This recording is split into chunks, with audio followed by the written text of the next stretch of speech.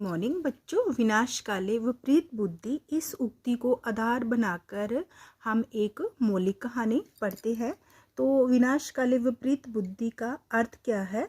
तो जब भी कोई मनुष्य किसी भीषण भयंकर परिस्थिति में फंस जाए और उसका विनाश निकट आ जाए तो उसकी बुद्धि भ्रष्ट खराब हो जाती है। तो अब हम कहानी पढ़ते हैं। प्राचीन का अर्थ पुराना या पुरातन। प्राचीन काल की बात है। अरब देश में एक व्यापारी रहता था। वह बड़ा ही परिश्रमी का अर्थ मेहनती था। अपने परिश्रम मेहनत के कारण वह एक धनी का अर्थ अमीर धनी व्यापारी बन गया था। सुल्तान नाम का उसका एक बेटा था। सुल्तान अपने पिता की संपत्ति का अर्थ धन दौलत का पूरा उपभोग प्रयोग कर रहा था। कुछ दिन बाद उसके पिता का देहांत हो गया। उसके पिता देहांत का अर्थ मृत्यु को प्राप्त हो गए और सुल्तान पिता की पूरी संपत्ति धन दौलत का मालिक बन गया। अनपढ़ होने के कारण वह अपने पिता की संपत्ति का सदुपयोग का अर्थ है ठीक प्रकार से प्रयोग नहीं कर सका। वह बैठे बैठे उस धन को खर्च करने लगा। कमाई के साधनों के अभाव का अर्थ कमी, कमाई के साधनों के अभाव और अपव्यय का अर्थ है अधिक पैसा खर्च करना। कमाई के साधनों के अभाव और अपव्यय के कारण कुछ ही दिनों में वह गरीब हो गया। पिता की कमाई के 100 ऊंट ही उसके पास शेष रहे।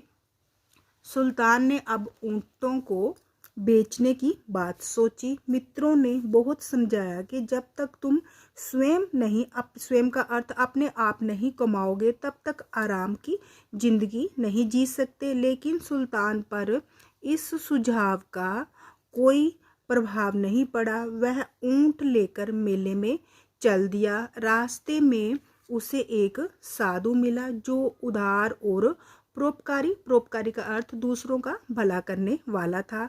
साधु ने सुल्तान के चेहरे से पहचान लिया कि यह अमीर बाप का बेटा है। साधु ने उससे ऊंटों के बारे में पूछा। सुल्तान ने बताया कि वह उन्हें बेचकर कुछ दिन आराम से रहेगा। साधु ने उससे कहा कि मैं तुम्हें पैसा कमाने की तरकीब बताता हूँ। तरकीब का अर्थ उपाय बताता हूँ। इस तरकीब से जो भी पैसा कमाया जाएगा उसे हम दोनों आधा आधा बांट लेंगे। सुल्तान ने साधु की बात यहाँ पे आएगा मान। साधु की बात मान ली तो साधु ने धन कमाने का भेद बताया। वह देखो सामने पहाड़ी है, उसके पास सोने की बहुत बड़ी खान है। चलो वहाँ चले और सोना ऊंट पर लाद कर ले आए। दोनों पहाड़ी के समीप का अर्थ पास पहुँचे। साधु ने जमीन खोदकर सोना निकाला और ऊंट पर लाद दिया। इस प्रकार ऊंटों पर सोना लादकर नगर की ओर चल दिए। रास्ते में दोनों ने 50-50 ऊंट बांट लिए। चलते चलते सुल्तान के मन में लालच आ गया। उसकी नीयत खराब हो गई और साधु से बोला, महाराज, मैं गृहस्थ हूँ और आप बड़े दयालु और सोने चांदी से मोह ना करने वाले हैं। आप इन सोने के ऊंटों का क्या करोगे? यदि आप मुझे 10 ऊंट और दे दो तो मेरा रोम रोम आपको दुआएं देगा। साधु ने सुल्तान की बात मान ली, किंतु सुल्तान का लालच समाप्त नहीं हुआ। वह कई बार साधु के पास गया और अनुने विनय का अर्थ प्रार्थना करके सभी ऊंट ले आया। अंत में साधु ने सुल्तान को एक पुड़िया दी। ये पुड़िया उसे सोने के साथ ही मिली थी। साधु ने बताया कि इस पुड़िया में एक चीज है, यदि उसका लेप तुम बाएं आंख पर करोगे तो तुम अपनी कोई भी इच्छा पूरी कर सकते हो, और यदि इसका लेप दाईं आंख पर करोगे तो तुम अंधे हो जाओगे।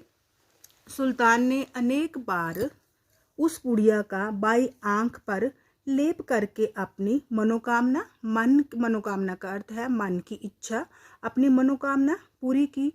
किंतु जब मनुष्य का विनाश होने को होता है तो उसकी बुद्धि उल्टे काम करने लगती है। सुल्तान ने मन में सोचा कि मैं इसका लेप दाईं आंख में लगाकर देखूं क्या प्रभाव पड़ता है। जैसे ही उसने पुड़िया का लेप दाईं आंख में किया, वह तुरंत उसी क्षण अंधा हो गया। उसके ऊँट भी उसके हाथ से निकल गए। दर दर ठोकर खाता हुआ वह अपने घर लौटा और दुखी जीवन बिताने लगा। किसी ने सच ही कहा है कि विनाश काले विपरीत बुद्धि, बुरा समय आने पर बुद्धि भी क्या हो जाती है, विनाश के समय, नाश होने के समय में बुद्धि भी भ्रष्ट हो जाती है, बुद्धि भी खराब हो जाती है। तो बच्चों, अगर आपको मेरी वीडियो अच्छी लगी हो तो प्लीज़ इसे लाइक शेयर और सब्सक्राइब अवश्य कीजिए।